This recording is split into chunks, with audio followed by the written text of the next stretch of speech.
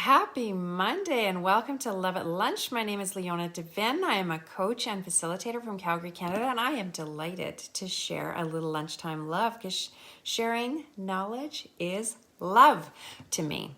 So today we are going to talk about being with tough emotions. So maybe you can think back and make this practical. Think back to maybe the last week even. Something happened with a client or somebody that you're working with or someone that you love, and you felt a trigger. And it brought on emotions that you didn't absolutely love. And so this past week, something happened and I started to feel quite down and was in a bit of a funk, and I hate that feeling. There is no joy in the funk. So, and it's not that I'm all about joy, but if we want to authentically experience joy and love and belonging and contentment and happiness, all the feelings that we enjoy feeling, we need to create space for the feelings that we don't necessarily enjoy being with, because if we numb the dark, we end up numbing our capacity to feel the emotions that we feel, that we want to feel more of. So first of all, when we have something that cues, like an event, that cues some emotions that we don't like being with, we need to, number one, just recognize that we're feeling some of those emotions. So we're going to pull it apart. We've talked about this a bit on Love at Lunch, but we're going to bring in a different aspect of this today. So number one, we need to name our emotions in order to tame our emotions. So some of the feelings that I was feeling were disappointment, frustration, not the most intense, worst feelings, but I don't like feeling those feelings. And so we name the emotion to tame the emotion. It drops the emotional intensity by 25% when we can name the emotion. If, on the other hand, you're feeling a really good emotion, take 10, 15 seconds to just acknowledge that emotion. That helps your brain pick up on those when they're available more readily. So we name to tame the emotion. So I was feeling disappointment. I was feeling frustrated.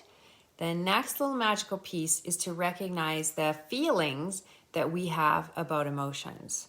I don't like feeling those feelings, so I try to push them away. And so I know the feelings. I try to push them away. I try to disengage from those feelings. And then we want to notice our internal patterns and our thoughts. And we want to recognize what in coaching we call saboteurs or gremlins, which are kind of voices in our head. We all have them. It's 100% natural, that tell us messages as we interpret certain situations. So I have certain messengers, or parts, we call them, and they say things like, oh, Leona, don't be a pain. Don't push back. Leona, are you sure that you even communicated this clearly with them? Leona, you don't know what you're talking about. Oftentimes those parts, and this is the key piece about Love at Lunch today, is to notice where those messages first came from. And so maybe something happened to you as a little kid and you felt dumb and you thought, oh, I shouldn't have said that. Or maybe you put up a boundary with somebody and you felt like somebody was disappointing you. Those saboteurs or gremlins, or those parts of those saboteurs or gremlins, their job mostly was to try to make us feel safe. And so we want to acknowledge, oh, you know what? I'm worried. When this part says to me, Leona, you are going to disappoint that person, or you are such, you're always putting up boundaries. Who are you to put up those boundaries? Notice those parts, know a little bit about their history. So where did they come from? When did you start to feel them? And what are the messages that you're taking on? And then you want to pull apart what I call the trigger or the truth. So the trigger obviously was the initial catalyst that happened.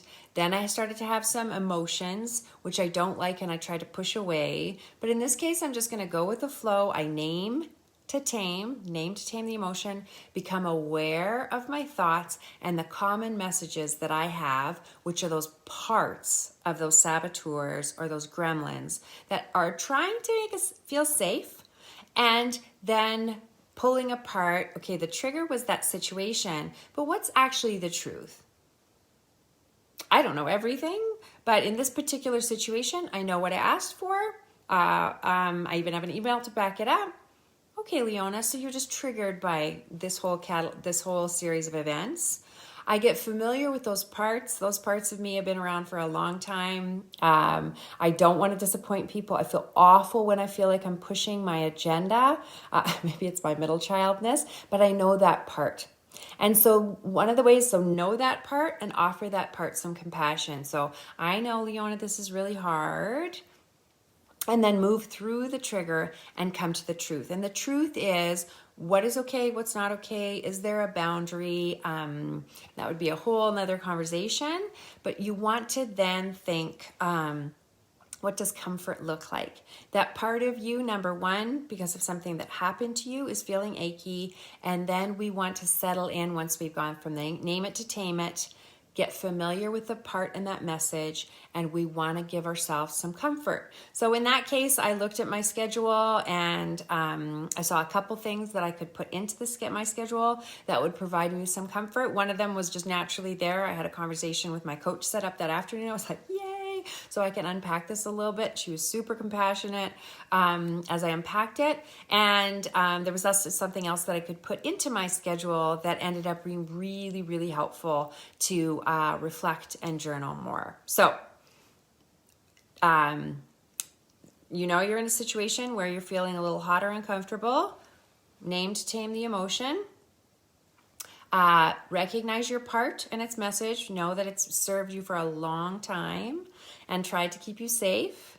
Then recognize and pull apart. Okay, that's the trigger. What's the truth? So what is the truth that you know about yourself that then silences those parts that are just trying to keep you safe? Don't disappoint anybody. They keep me from speaking up. It's not the truth. The truth is it's okay to speak up. The truth is okay to have boundaries. And then look for what provides you with comfort. Maybe it's a walk. Maybe it's enjoying a cup of coffee. Maybe it's talking to a friend, and work through that different framework the next time that you are feeling like you've been put off by a circumstance. So there we are. Love at lunch.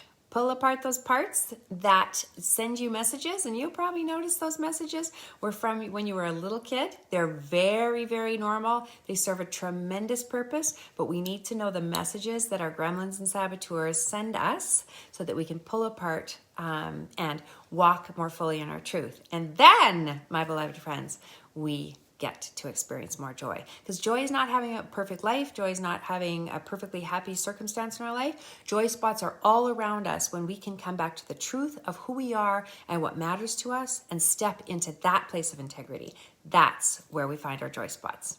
If you want to know more about joy, I've got a book coming out and the beginning of July, the first week of July, called Finding Your Joy Spot, about finding joy in unexpected places. And I would love for you to get on the waiting list for that book. No purchase required, but you'll get your first 2 chapters sent to you for free with some prompts about how you can already find some more joy today. So much love to you. Thank you for taking your time at lunch today to get some extra love. If you need any support pulling apart some of those triggers from the truth, reach out and I have a 20-minute complimentary session for you. And we'll see you next Monday again. Lots and lots of love to you.